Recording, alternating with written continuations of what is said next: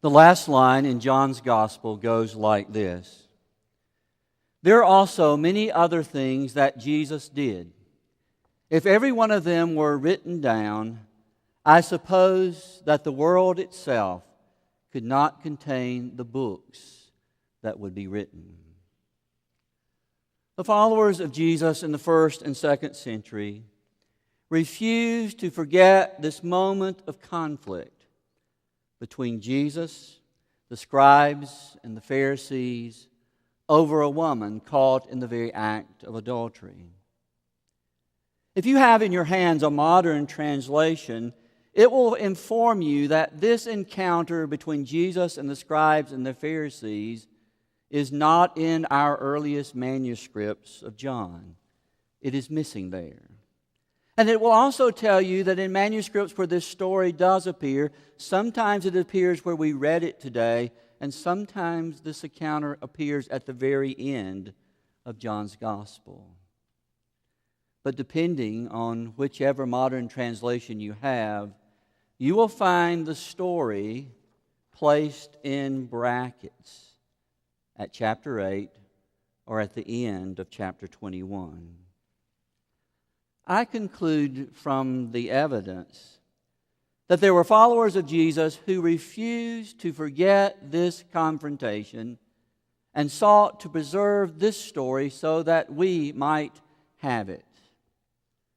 The story gives us some insight into one of the most controversial aspects of Jesus' ministry. He claimed to have authority to forgive sins, and then He directs His followers to forgive as they have been forgiven, inviting them to share in this authority. I begin this morning by confessing that I probably will not answer the questions today you would most like to have answered. First, I have no idea on earth what Jesus wrote in the sand as the woman's accusers continued to badger him about what they should do with her. Second, I am not a mind reader, and I have no idea what those self-righteous folks were thinking as they dropped their stones and left Jesus and this woman alone. My guess is they felt humiliated, and that this encounter only fueled their antagonism toward Jesus and ignited more schemes to put him to death. And last, I have serious doubts that this woman went out and sinned no more. But I do wager that she did not forget for a single moment the words that Jesus said to her. "Neither do I condemn you. Go on your way and sin no more." I want you to remember what I expressed to you a few moments ago, that this confrontation involving Jesus, the scribes, and the Pharisees, and this woman caught in the very act of adultery, is somehow related to Jesus and His authority to forgive sins. Please notice where this confrontation took place: in the temple. The temple was that place where you came with sacrifices in your hands to deal with your sin. And by the time of Jesus, the law of Moses rivaled the temple itself in its significance for religious people. Particularly, it was significant for the scribes and the lawyers and the Pharisees.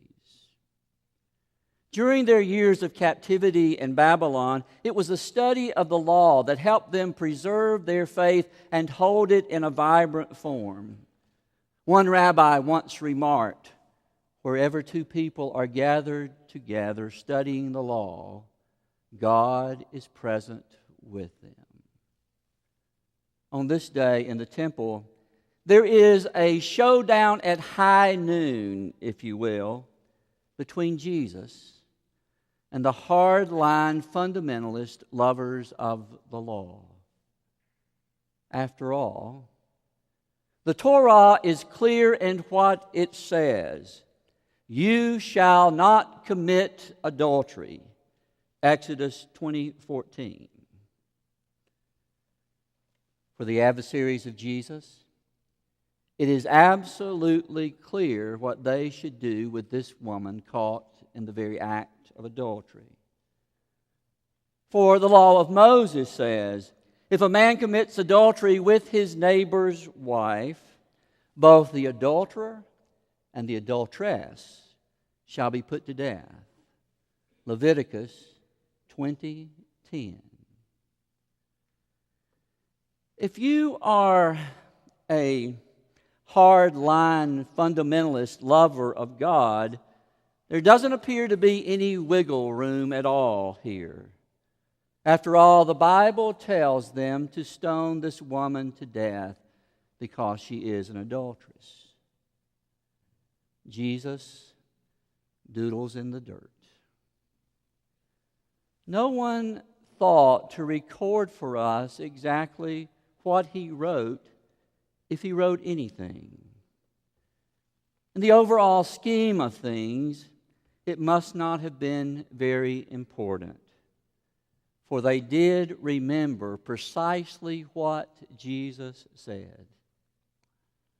Let anyone among you who is without sin be the first to throw a stone at her. Let any one of you, anyone among you who is without sin, be the first to throw a stone at her. And with those words, Jesus has turned the tables. The prosecutor's light is no longer shining in the face of this woman caught in the very act of adultery. But that light is now shining into the faces of those self-righteous men who have strained at a gnat and swallowed a camel. They have chosen in their hearts judgment over mercy, and Jesus has exposed them. Jesus goes on doodling in the dirt, and these self-righteous, hard-line, fundamentalist lovers of the law go home one by one. Interestingly, the older men lead the younger men home. Jesus looks at the adulteress and he asks the question, "Woman, where are they? Has anyone condemned you?" And she replies, "No one, sir." And then Jesus says to her, "Neither do I condemn you. Go your way, and from now on, do not sin again." This story has the power to make us feel uncomfortable.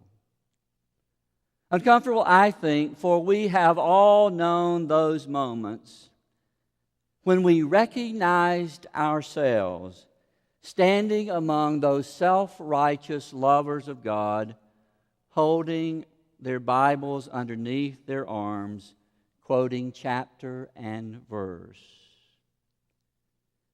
We have known those moments when we thrilled to catch someone in a sin or a transgression they could not hide, and with great delight we added to their shame.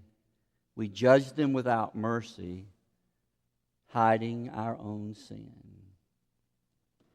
And there have been moments when someone's sin was clearly obvious to us that we were the first to cast a stone. But I hope this morning that this story does something else for us. I hope it may make us uncomfortable in another way.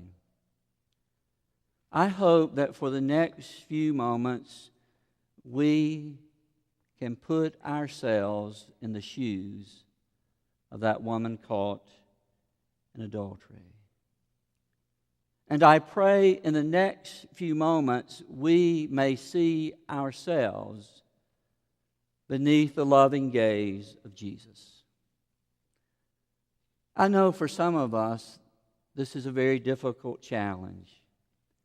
To imagine that Jesus looks at us, gazes upon us, or even gazes upon this woman lovingly. Our image of Jesus is of someone who is harsh and demanding, and even if He does love us, He only loves us when we are good. And so as we stand beneath the loving gaze of Jesus, we cannot imagine knowing ourselves as we do, that the Jesus before us would have any understanding, any compassion, any mercy for us, given our thoughts and our actions, the sins we have committed, the sins we intentionally committed, and those that were sins because we never did anything at all. There are so many things about Jesus and His love for us that we truly have trouble accepting, grasping. All the time we find ourselves getting passionate about serving Jesus. But we forget somehow that Jesus said He came to serve us. Like Peter, it's not long before we become rather proud people and we refuse to let Jesus wash our feet. Even as we gather around this table this morning, we will have some difficulty hearing Jesus say to us, "This is my body, which is given for you. This is my blood, which is poured out for many for the forgiveness of their sins." We will treat the bread and the cup as merely symbolism, and we'll go home. Despite how easily you and I learn to say, "Jesus died for my sins," it seems we have great difficulty acknowledging that the cross was an instrument of execution for enemies of Rome. Jesus hung on cross, bruised and bleeding, spat upon and scorned, mocked and taunted, praying, "Father, forgive them." Praying because He loves all of humanity and there is no vengeance in His heart. And even in that moment when we would surely be tempted to judge those who are killing us, He refuses to judge. This morning, as you come to this table,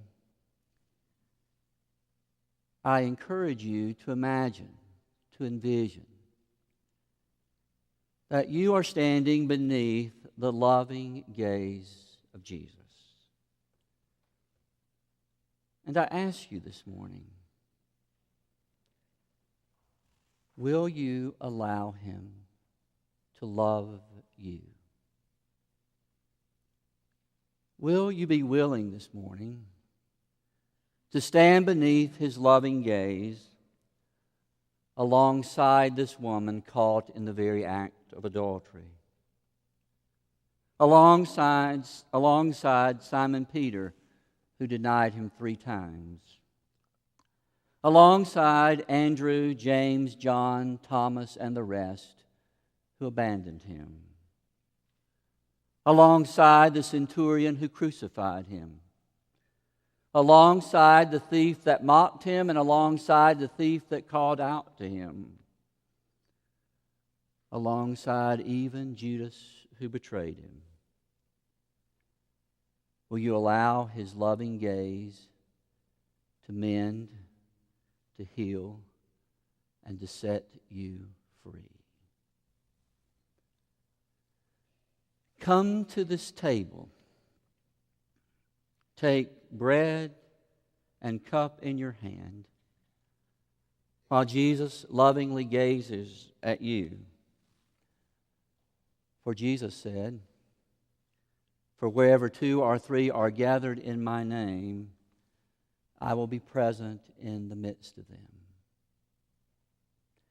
Come and stand beneath His loving gaze, remembering that one day we shall see Him face to face, and that loving gaze will either draw us to Him, or that same loving gaze will send us running away from Him.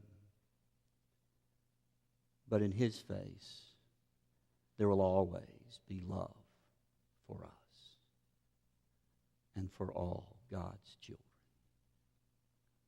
Amen.